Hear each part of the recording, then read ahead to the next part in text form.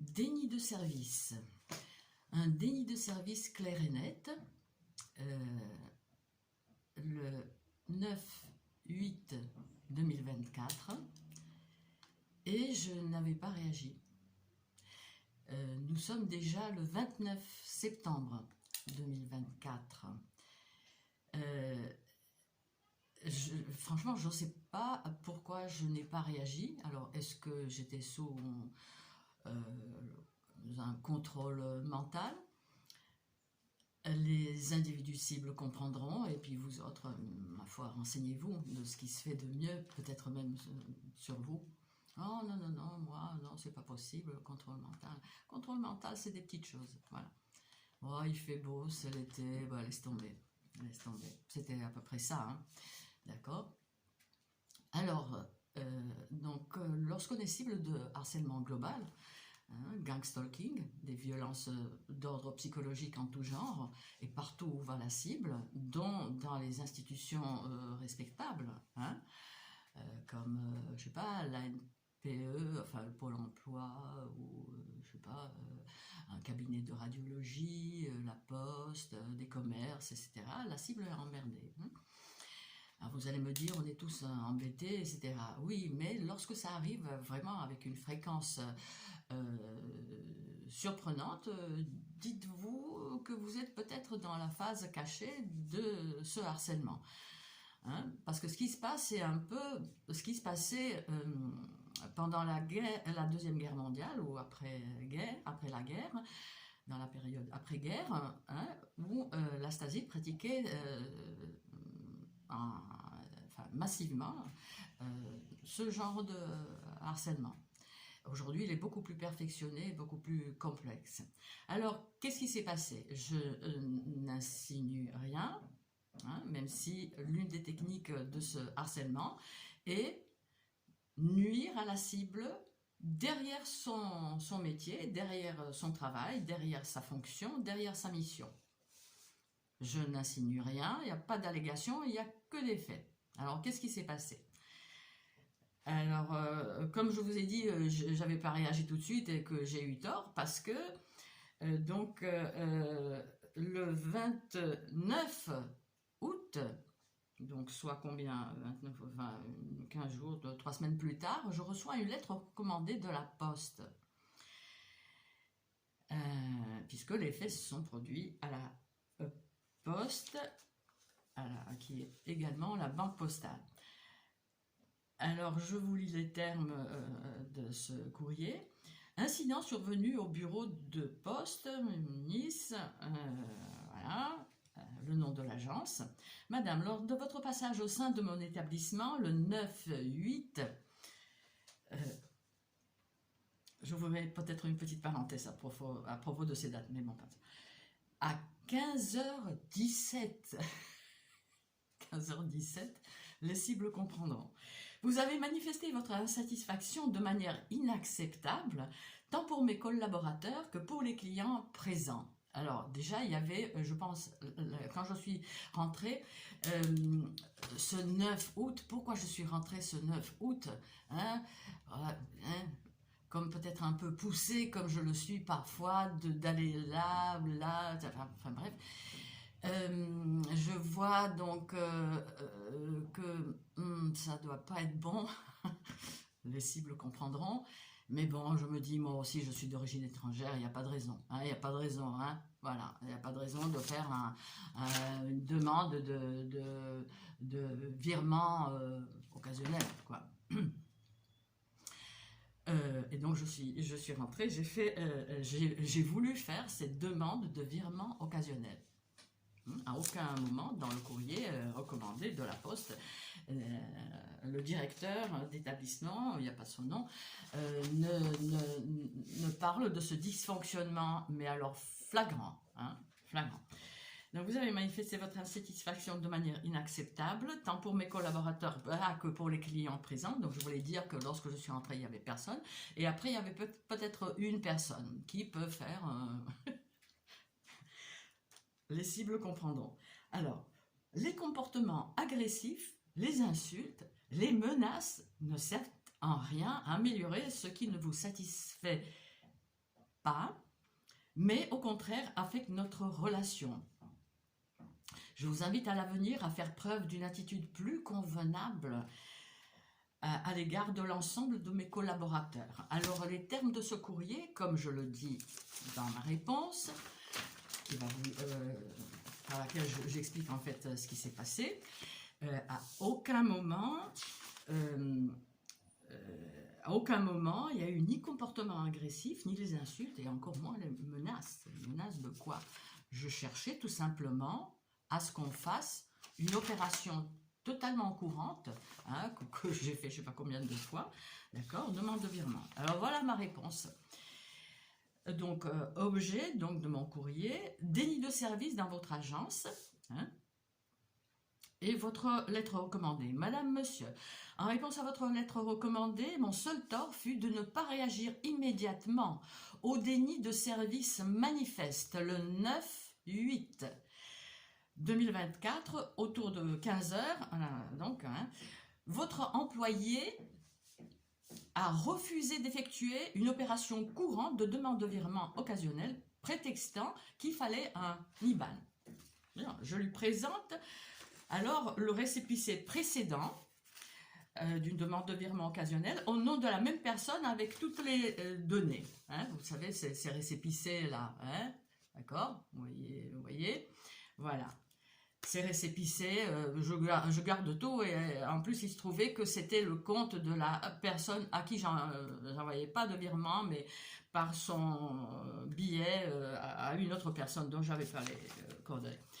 Donc je lui présente le récépissé, l'employé refuse toujours, non, je peux pas faire, il manque l'IBAN, je peux pas. Vous avez toutes les données là, vous avez toutes les données.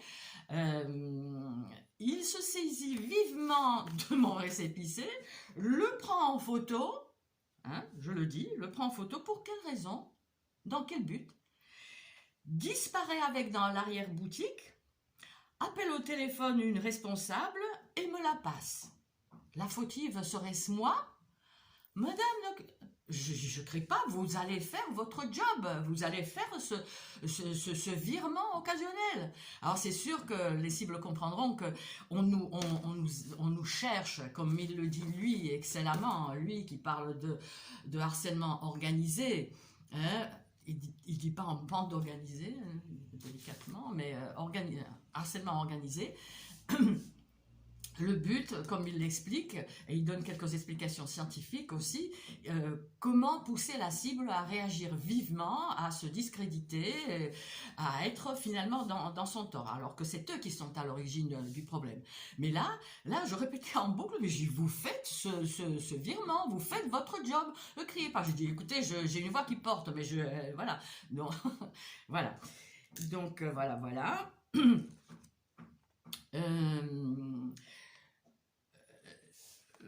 Voilà, donc l'employé me passe le téléphone avec donc une responsable qui ne se présente pas. Donc moi je me présente, voilà, appelez votre nom. Je dis, écoutez, j'appelle rien du tout, je ne rentre pas dans ce cirque, votre employé va faire une opération courante de demande de virement occasionnel. Point. Je lui rends le téléphone à l'employé. Donc voilà, j'explique alors brièvement le refus de l'employé de procéder à l'enregistrement de ma demande, sous un prétexte qui me semble fallacieux, qui n'en est pas un. Il a tous les numéros, hein, sur le récépissé précédent. Hein, c'est vrai que c'est des trucs kilométriques, on peut se tromper, enfin voilà, il avait tout. Je quitte l'agence, alors voilà. J'explique alors brièvement le refus donc à ce directeur d'établissement, enfin, je ne savais pas, une responsable donc, hein, et j'abrège la conversation fermement mais courtoisement, hein, voilà. Je quitte l'agence sans avoir été à aucun moment ni agressive ni menaçante. Menacée de quoi? Vous faites votre job, c'est tout. Pourquoi vous ne le faites pas, hein? Et ni menaçante, et surtout pas insultante. Hein. Je trouve les termes de votre courrier parfaitement scandaleux à mon égard. J'attends des excuses, enfin bon, je le dis comme ça, pro forma, hein, bon, de votre part, pour un déni de service parfaitement injustifié ce 9/8/2024 et éventuellement une explication en cas où vous en trouveriez une. Ma demande de virement aura été effectuée sans encombre par une employée et eux le 23 août 24 avec les données du récépissé précédent. Hein, je passais devant donc la poste, je me dis ah, mon virement, et je ne l'ai pas fait. C'était l'été, la plage, j'ai oublié, c'est vrai, j'ai laissé passer un truc comme ça. Hein. Je rentre dans l'agent, je me dis bon, ça pourrait être bon. Les individus cibles comprendront. Et c'était bon, oui, demande de virement, le récépissé précédent, 3 minutes. Hein, 3 minutes. Je vous invite, moi, à ce que tous vos employés, hein, parce qu'il s'en est passé des choses dans cette agence. C'est vrai, au fond, je ne suis pas rancunière, alors que j'aurais dû réagir. J'ai réagi une fois, hein, on peut en parler, on en reparlera peut-être. Si tout ceci sert à vous pousser, à me pousser, comment dire, à créer une situation qui finalement se retournera quand même contre moi, et vous savez, on vous ferme le compte, etc. C'est des emmerdes. Hein, c'est ça peut-être qu'ils cherchent. Je connais une cible à qui on a fermé le compte. Pourquoi? Hein, ils ne sont pas obligés de donner de motifs en plus. Donc on va voir. Hein,